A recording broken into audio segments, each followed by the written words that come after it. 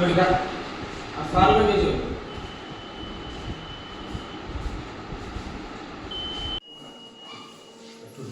రండి. ఇప్పుడు మనకి హెల్ప్ ఉండాలి. ఉండేవారు చాలు రెండు ఒకే మన 5:30 మీరు రండి.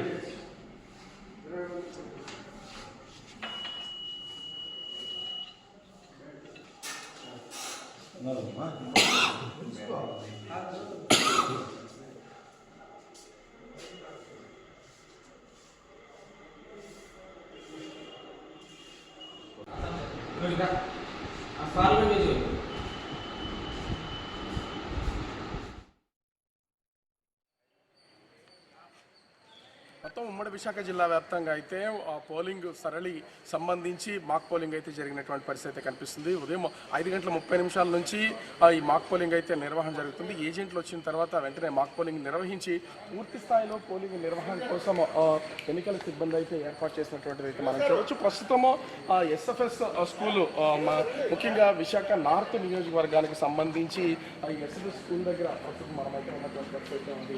అంటే 7 గంటలకి ఈ పోలింగ్ స్టార్ట్ అయ్యే అవకాశం ఉన్నటువంటి నేపథ్యంలో కావాల్సినటువంటి ఏర్పాట్లు అన్నింటినీ కూడా ముందస్తుగానే చేశారు. మనము చూస్తున్నాం కదా, ఇది ఇక్కడ 1120 మంది ఓటర్లు తమ ఓటు హక్కును వినియోగించుకుంటున్నారు. ఈ స్కూల్కి సంబంధించి ఒక పక్కన మేల్ ఓటర్స్, మరొక ఫీమేల్ ఓటర్స్ ఉండేలాగా వాళ్ళు వచ్చేలాగా ఇక్కడైతే ఏర్పాటు చేసినటువంటి పరిస్థితి మనం చూడవచ్చు.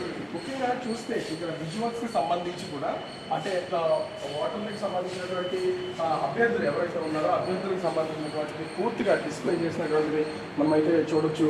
అంటే ముఖ్యంగా ప్రతి ఒక్క పార్టీకి సంబంధించినటువంటి వాళ్ళు అంటే ఎంపీ నియోజకవర్గానికి సంబంధించి మొత్తం 34 మంది అభ్యర్థులు బరిలో ఉన్నారు. విశాఖ జిల్లాకు సంబంధించి విశాఖ ఎంపీ అభ్యర్థిగా, అదేవిధంగా ఎమ్మెల్యేలకు సంబంధించినటువంటి 16 మంది అభ్యర్థులు అయితే ప్రస్తుతం బరిలో ఉన్నటువంటి పరిస్థితి ఉంది. వీళ్ళ భౌతవ్యం మరొక గంట సేపట్లో ప్రారంభించే అవకాశం అయితే కనిపిస్తుంది. మనము చూడొచ్చు ఇక్కడ పోలింగ్కి సంబంధించి పూర్తి స్థాయి ఏర్పాట్లలో కూడా మనం చూస్తే అభ్యర్థులందరి సమక్షంలో వీళ్ళు పోలింగ్ సిబ్బందితో పాటుగా ఏజెంట్స్ వచ్చినటువంటి ఏజెంట్స్ సమక్షంలో ప్రస్తుతం అయితే ఈ మాక్ పోలింగ్ నిర్వహణ అనేది కొనసాగుతుంది.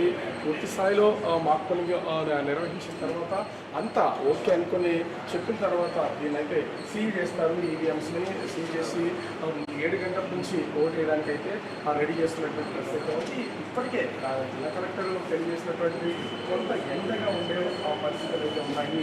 ఆ జిల్లా వ్యాప్తంగా ఖచ్చితంగా కొంత జాగ్రత్తలు తీసుకోండి, జాగ్రత్తలు తీసుకుని మీరు ఓటు వేయడానికి రావాలని తెలియజేస్తున్నటువంటి పరిస్థితి ఉంది. క్యాప్స్ ధరించండి, అదేవిధంగా గొడుగులు పట్టుకుని రావాలని చెప్పినటువంటి పరిస్థితి ఉంది. ఇది ఉమ్మడి విశాఖ వ్యాప్తంగా చూస్తే మరో పక్క అంటే ఉమ్మడి విశాఖ జిల్లాకి సంబంధించినటువంటి ఈ ఓటింగ్ స్థలానికి సంబంధించి కానీ వాతావరణంలో మార్పులు కానీ చాలా ఉన్నటువంటి పరిస్థితి ఉంది. కొన్ని చోట్ల భారీ వర్షాలు కూడా పడే అవకాశం అయితే ఉంది.